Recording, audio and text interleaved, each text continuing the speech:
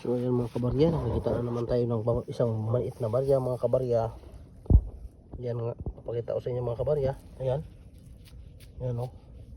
Isang maliit na barya, lumang barya ito mga kabarya. Sa tingin ko mga kabarya, ito ay isang 25 centavos na matagal nang nabaon dito mga kabarya. So ayan nga, kinapitan na nga siya ng mga kabarya, buhangin.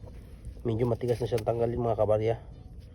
Ayan, pero siguro ito mga 25 centavos mga kabarya, Philippine Ceres.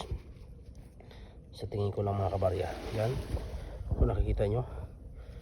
Shout out nga pala dyan kay Gisrel, sa ating mga solid followers. Boss Jess, shout out ka pala ni kabarya, isang malaking shout out sa iyo dyan.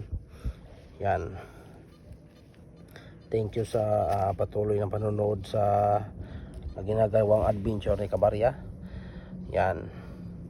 So salamat nga pala sa mga suporta nyo mga kabarya.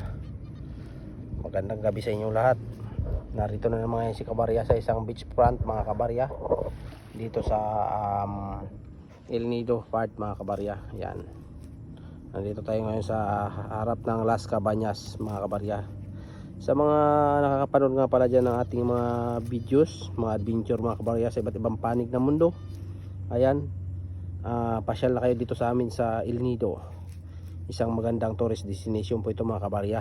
So ini-encourage ko po kayong pasyalan ito at makita nyo mga kabarya yung aming nagagandahang mga isla dito mga kabarya. So ayan, magandang gabi ulit.